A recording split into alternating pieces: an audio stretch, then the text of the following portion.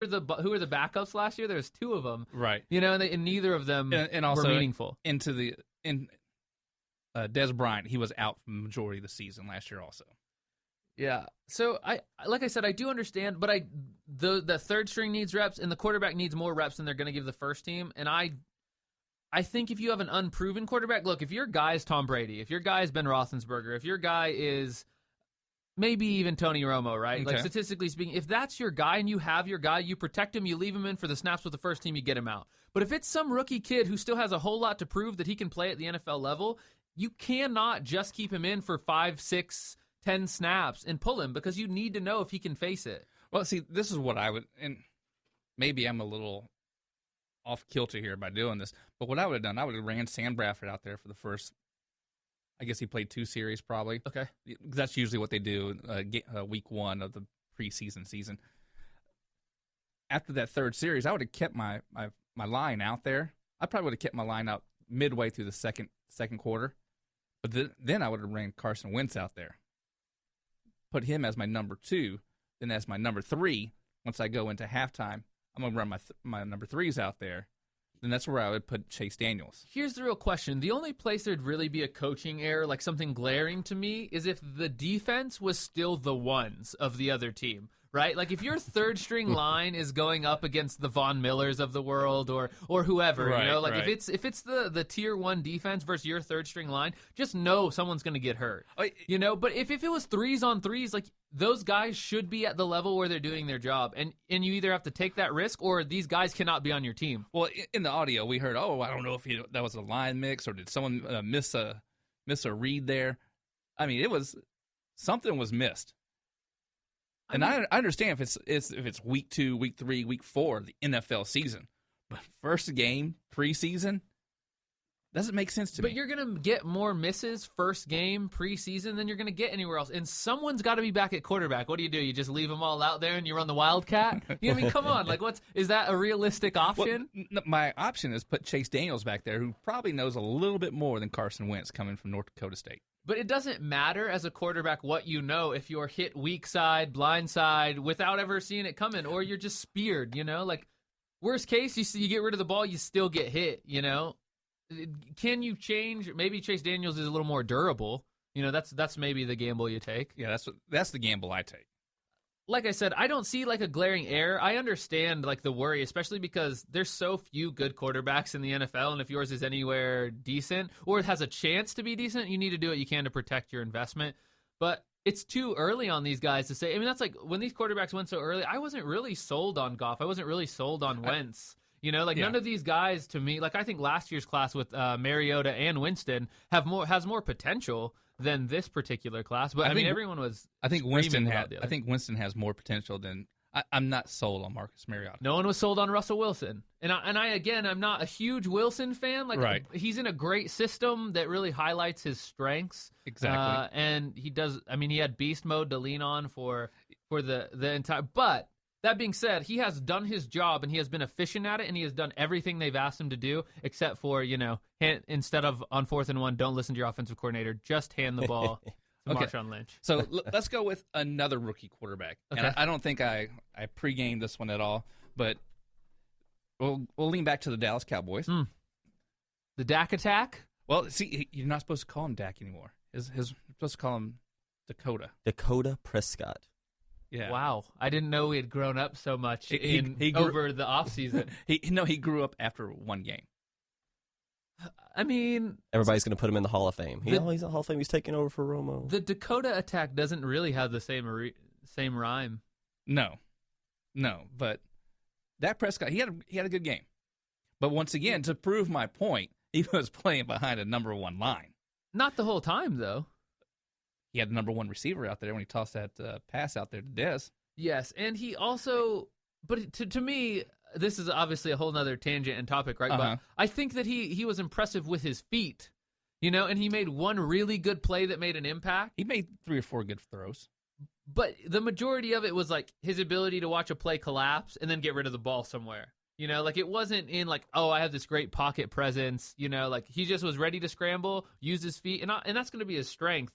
But very few of those quarterbacks in the NFL have proven themselves to be a long-term successful commitment. I'm thinking Cam Newton, because even if you look at like San Francisco 49ers, Right. what's that kid's name? Blaine Gabbert? Colin Kaepernick. Colin Kaepernick. A few years ago, everyone was like, "Oh man, look how awesome Colin Kaepernick is," and look how he has fallen off. He had a good half season maybe, which flamed out after that. But. Yeah, after the Super Bowl, he hasn't been anything after that. And if you look at it, he has all the tools for success. But once people realize that you're not comfortable in the pocket, and they just I don't think he has the tangibles of being successful in the NFL. There's no way, if I'm a GM, that I'm ever trading for him. There's no way that I'm going, oh, maybe I need to go get that guy. Right, but I don't see it in him. I never saw it in him. I never saw it when he was with the Nevada Wolfpack. But when you look at Colin Kaepernick and then you look at Dak Prescott, I mean, you kind of see a lot of very similar tool sets, you know? And like I said, Cam Newton is them with the pocket presence and the arm to be successful. Right. You know, and will Dak develop into that? I'd say the odds are against him. It's a very high, especially because we both know he's going to play as the starter this season because Tony Romo's not making it all the way. There's no way he makes every game. He's not going to play 16. He's the 12th starter, pretty much. The 12th starter. How many games do you say Tony Romo plays this year? 8. Brad? I'm going 9. Maybe I'm going a little bit more optimistic. What is this, the $1 game? Price is Right, where the guy's like, oh, $100, and the next person's like, 101 or 99. They just go $1 so that way they're not over. Right, yeah. exactly. Yeah. Very conservative. I'll go 14. He plays 14. 14 games. Ooh. I think they're going to run the ball a lot. A whole lot. I'm telling you, if there is one play action involved and I'm a defensive end, I'm aiming for that collarbone. I mean. Like a bullseye right on his chest there. I'm being optimistic. I'm an optimistic person. So I guess final thoughts here. Okay. You just don't think there's any reason that you should have your second string quarterback or a young rookie quarterback behind. I don't think you should have your first or second pick in the draft. So if you pick him in the 6th round and he's still your quarterback, just game on. Good luck, buddy. Good luck, buddy. If I had Tom Brady, picked him number 169, yeah, that's where I'm throwing him. That's where it's. But this is an investment in the future. But here's my point: if this doesn't happen, right? Like if neither of them got injured, we're not even having this conversation. And there are a dozen other quarterbacks who played last weekend who went out there and didn't get hurt. Right. So, but the number 1 and the number 2 pick got hurt. Right. And I mean, lightning can strike at the worst times, you know. I don't think you can. Then I can justify it by saying the number 4 pick, the Cowboys pick, didn't even make it to the preseason game because he already has, hey, guess what? Hamstring issues. That's what we're used with the Dallas Cowboys. I'm just hoping my boy Lance Dunbar, the only thing I like about the Cowboys is once again, the North Texas survives. Hey, man, you know. I gotta stand up for my team. All right. Hey, where do you want to go next? You want to go down to Rio after this? Yeah, let's talk about the Olympics. You know, This isn't our usual flavor, but there's a lot to talk about here. Okay, come back to us, and we'll be back in just one moment.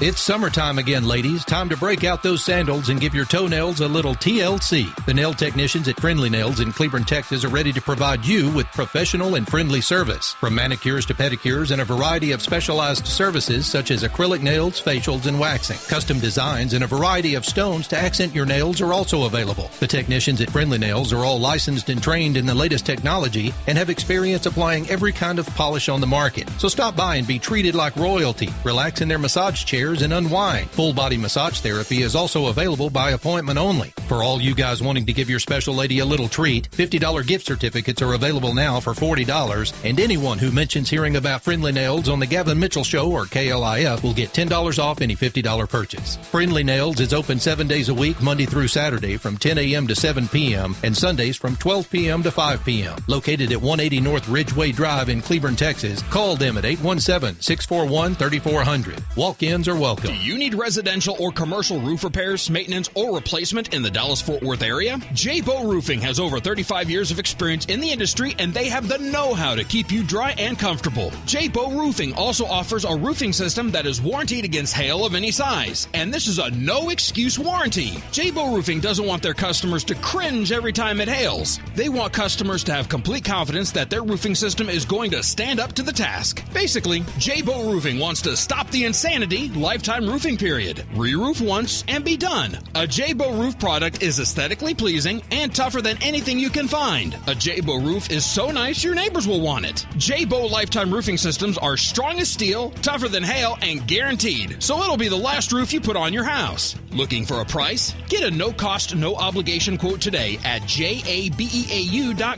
That's jabeau.com.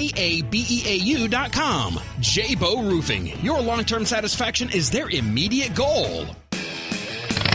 Twisted Roads Trading Post in Crowley, Texas is your premier biker apparel, leather, and accessories store. Stop in and visit with brothers Ron and Carl Phillips. Twisted Roads Trading Post carries leather jackets, chaps, vests, accessories, gifts, and more. Open 6 days a week, Tuesday through Thursday, 1 p.m. to 6 p.m., Fridays and Saturdays, 9 a.m. to 6 p.m., and on Sundays, 12 p.m. to 5 p.m. Got a motorcycle or truck to sell? Their park and sell lot is now available and anxious to show off your ride. Visit us for sewing, embroidery, and t-shirt printing services. Airbrush services by our friends at Kingdom Custom Creations are also available throughout the week. Call today or visit twistedroadstradingpost.com or find and like them on Facebook.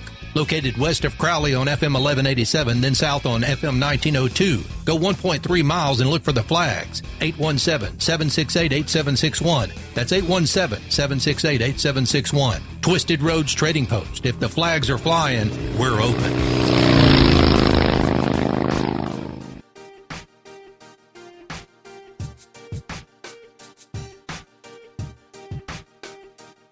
You're listening to the Texas Strangers. Now here's David Carson and Ron Gano. All right, thank you very much, Brad. That was pretty good. Pretty good for a second time doing that. What do you think? Not too shabby. Not too shabby. So let's go down south of the equator, down to Rio de Janeiro. Yikes. Yeah. We're going to get into the good stuff before we get into the bad stuff. How's that sound? That's fine. Let's Okay, I have a question for you. Okay, I'm listening. Okay, so we are, 13 days into the Olympics, roughly? It's all a blur. It's all a blur. So, maybe we're 12 or 10. I have watched more TV than I have in a long time. Like, usually it's Netflix for me, but the Olympics, especially because my girlfriend is, like, super into the Olympics. Usually gymnastics and swimming, but loves it.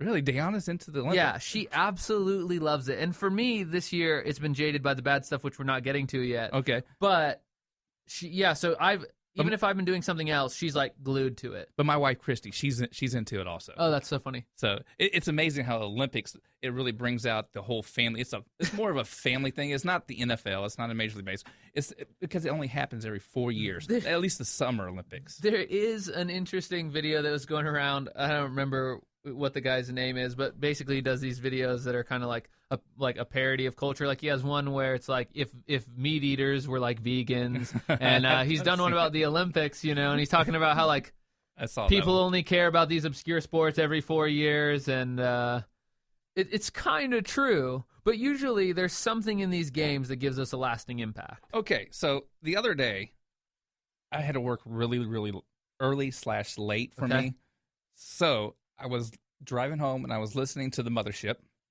and I was listening to a certain person that I can't stand. I won't say her name, but I'll give you a hint. She went to the University of Colorado when she played basketball there. Anybody know who I'm talking about? I have no idea. Okay. We'll talk about that off air. But anyway, they have a morning show, and it was, who do you think has stole the star of the Olympics? Who's been the most dominant force in the Olympics? Strictly American? No. And I do think I want to split your question here, because I think most dominant and most captivating are two very different categories. Okay. Very true. So I think that there are teams like Fiji, right, who won their country's first goal, and their team for rugby sevens was made up of like bellhops and a teacher, right? And like truly like Olympic stories. That's Olympic spirit, right? Like when it reminds me of Miracle on Ice, right, when a bunch of nobody college players. Oh, that's before we had NHL players playing for their country. Right. Oh, okay. Oh, this like the NBA. Right. I forgot we had those We things. used to do that, but Fiji was that story, and they beat, New Zealand, the All Blacks, the best team in their sport, hands down. Right. And I think that sort of story is incredible, especially because there was a time when America was this like up and coming challenge.